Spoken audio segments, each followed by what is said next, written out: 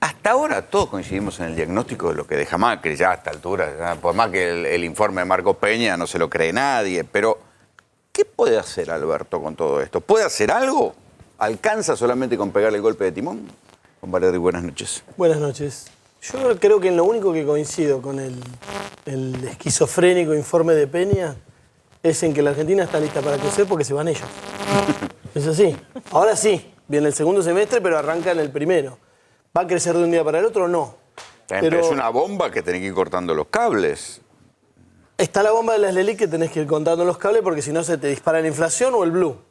Digamos, las dos cosas están atadas, los depósitos de la gente en los bancos están atados con las LELIC. Tenés que ver cómo haces el tema de las LELIC y ahí yo creo que el gobierno tiene que negociar con los bancos porque los bancos tienen una responsabilidad grande y la levantaron con pala también, ¿no? Yo tengo como una mirada un poco más escéptica. Me parece que hay como una postura, o por lo menos de lo que está diciendo la gente de Alberto, casi te diría una postura naif o voluntarista respecto de que, bueno, se va Macri, ya se resuelve todo y se puede hacer todo fácil. Pero yo a Alberto siempre lo escuché diciendo, ojo que el 11 de diciembre no se arregla todo, no hay magia. Eso es cierto, no hay magia. Los economistas de Alberto los veo conservadores. ¿Es un silencio táctico o...? En un país como la Argentina el factor sorpresa es fundamental. En otros países vos podés contar con que la gente no está tan al día siguiéndote qué haces en la economía o qué prometés o qué vas a hacer y tratando de buscarle el curro para anticiparse. En la Argentina el factor sorpresa es fundamental, así que todo lo que esté por hacer el equipo económico de Alberto y Alberto, seguro que no lo van a decir hasta el día que lo tengan que hacer. Sergio Chou, sos economista, ¿vos coincidís con esto, que hay un silencio táctico respecto de lo que van a hacer? Sí, me parece. ¿O hay un voluntarismo y optimismo excesivo? La especulación de estos días, la postergación del nombramiento más específico del gabinete, me parece que es importante también para no mostrar las cartas, ¿no? Esto es una partida de póker o de truco y hay que... Hay sectores económicos que le están diciendo, bueno, digan algo, así se tranquilizan los mercados, ponele. Me parece que la principal señal en materia económica es que se va a apostar, primero de todo, a desatar el nudo gordiano, que es el de la deuda con el Fondo Monetario y con los bonistas privados. Ese es el principal desafío que tenemos de cara al inicio de 2020. Y después a reactivar en función a las capacidades en pesos que tenés. Hoy en día tenés el 50%, el 40% de las máquinas paradas. Bueno, eso lo podés reactivar rápido. Y la verdad que me parece que hay un consenso importante. ¿De dónde sale la guita para reactivar eso? Bueno, tenés, a ver, los sectores de la producción y los representantes de los trabajadores, hay un acuerdo de que la caída de poder adquisitivo de estos años la podemos poner entre 20%, 25% promedio, incluso para el sector registrado de la economía. Es algo que de a poco lo podés recomponer. Bueno, con esa recomposición tenés un poquito más de impulso para pujar por lo que se llama demanda agregada. Pero ¿cuál es la piedra que mueve la reactivación? Los salarios. Los salarios. Y yo te digo, esto es Argentina, muchachos. Cualquier aumento de salario inmediatamente se convierte en inflación. Bueno, porque ahí, los formadores de precios me dicen, che, olfatean la sangre, si hay guita en la calle va a aumentar los precios. Siempre y cuando el Estado esté jugando a favor de ellos o haciéndose el tonto, que es lo que hizo el gobierno de Macri estos 4 años, ¿no? a mí me parece que primero de todo juega un factor importante que es el volumen político que puede tener este acuerdo social, ¿no? No es una cuestión menor. Ya el kirchnerismo con todo su poder no pudo frenar los precios. Estaba Moreno intentando frenar los precios y lo meaban de arriba de un pino.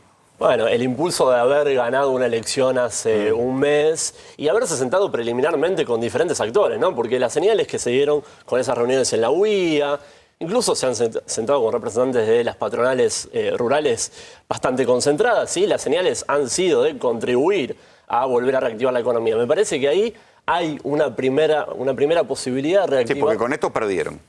Los grandes creo grupos que perdieron. el kirchnerismo no haya podido parar los precios, sino que lo que no pretendía era parar los precios porque lo lograba empatar con los salarios. O sea, la diferencia de la inflación del kirchnerismo y la inflación del menemismo, me salió. ¡Epa! ¡Epa! Menemismo, dictadura y macrismo para mí son muy parecidos. La inflación de Macri es una inflación donde el Estado estaba jugando a favor de los tipos que hacían la inflación o la propia tarifa con la cual mataban a la gente y no podía pagar, o a las propias pymes. Entonces, terminaron pegando un tiro en los pies porque perdieron. Pero por un error de un año, porque si lo hacían un año después, si lograban hacerlo un año después, se quedaban 4 años más y ahí sí que estábamos en problemas. O sea, hubo un tema de timing, pero no le erraron. Y aparte, o sea, hicieron lo que querían hacer. Agrego algo a lo que dice Juan, que es una inflación profundamente de costos, ¿no? donde las empresas no pueden soportar sobre sus estructuras los incrementos tarifarios, el costo de financiamiento, ¿no? En ningún país del mundo esta tasa de interés vos la tenés que incorporar a tu matriz de costos. ¿Qué haces? ¿Te la comés o la transferís? La transferís. Es que es imposible hacer nada. Vos tenés las tarifas que tenés y no puedes acceder al crédito. Digo, no hay clima de negocio que aguante. Este dólar es competitivo, dice. Sí, el dólar sí. Ahora, con las tarifas que tienen y con la tasa de interés que hay acá, es imposible ser competitivo. O sea, no importa que te pongan un dólar de 200, si pagás una tasa de interés en una pyme exportadora, digamos, entre comillas, del 80-90% Sí, para ganarle al Banco Central, que por la LELIQ sin riesgo te da el 60-70%, y al mismo tiempo estás pagando una tarifa que es más cara que toda Latinoamérica. Está bien, pero ¿para qué lo hicieron? Para saquear. Vinieron a saquear. Ya lo hemos hablado esto. No vinieron a ser un país en desarrollo. Vinieron a ser no calma mi asombro que ya lo habíamos hablado. Claro, alguien me decía una vez, bueno, ¿pero qué es un suicida? No, primero que tiene graves limitaciones de entender la geopolítica y la política de un país y el modelo de país.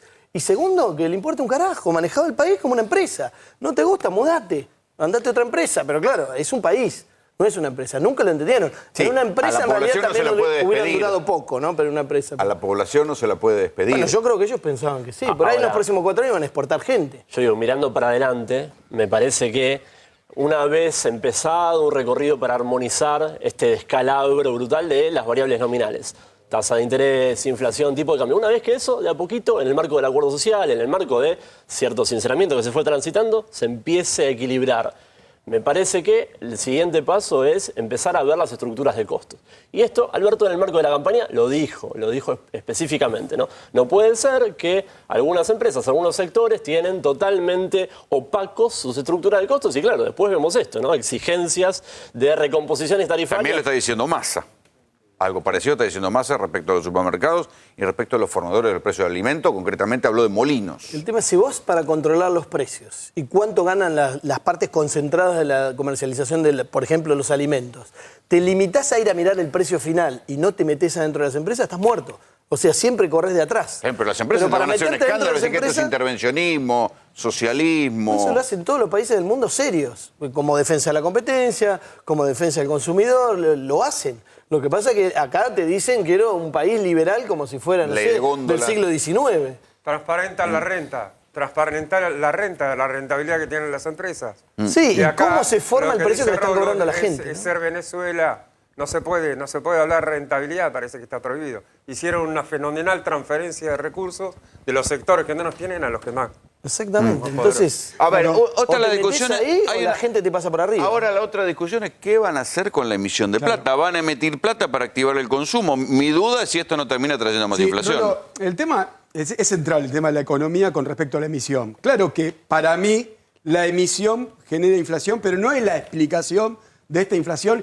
Y como dijo Juan recién, esto fue deliberado. Fogonearon la inflación para bajar el salario. Ahora, vamos a ver claramente, porque se habla que si va a haber emisión o no va a haber emisión, y qué tiene que ver. Mirá, miremos la presidencia del Banco Central de Federico Sturzenegger. Es esto es la base monetaria, la plata para transacciones. Mirá cómo creció. Claro, con Federico Sturzenegger, que ellos son monetaristas ortodoxos, emitían para comprar los dólares que pedían prestado para decir que iban a financiar el gasto público. Pedían dólares prestados para financiar gastos en pesos. Mirá la emisión, ¿no? Cómo creció la base monetaria. Y mirá la inflación, 47%. O sea, la inflación fue fogoneada para bajar el salario. Mirá Caputo. Mirá Caputo, también siguió emitiendo la inflación del 55%. Pero lo más importante que muestra... Está bien, pero a ver, la emisión en términos monetaria, políticos, pero pará, en términos políticos, la inflación come cualquier gestión. El kirchnerismo le empezó a ir mal en las elecciones cuando se le escapa la inflación. Sí, pero Rolo, recordemos que el salario siempre estuvo por encima o empatando a la inflación. Y creaba siempre. empleo, Pero mirá creaba Sanderis, empleo. el apretón monetario, Rolo.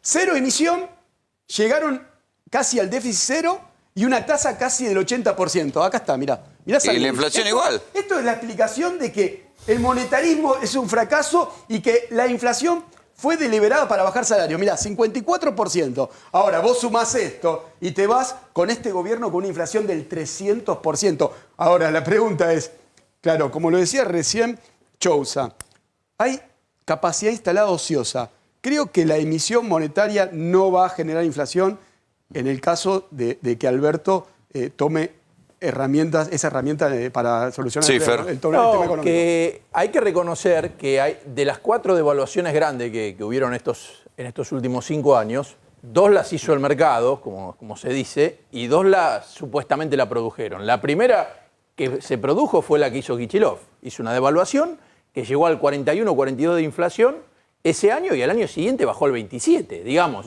ahí, estando en default, como decían todos, porque no se le había pagado los buitres, logró mantener un nivel de actividad y bajar la inflación de una manera bastante sensata. La siguiente la hizo Prat-Gay, que dijo, bueno, no pasa nada porque la gente ya sabe que el dólar está a 15, que sé yo, voló todo por el aire y después le costó acomodarla. Y después le vinieron estas dos que parecía que no sabían que podía pasar y le explotó el dólar de 18 a 27 primero, 40 y ahora 60.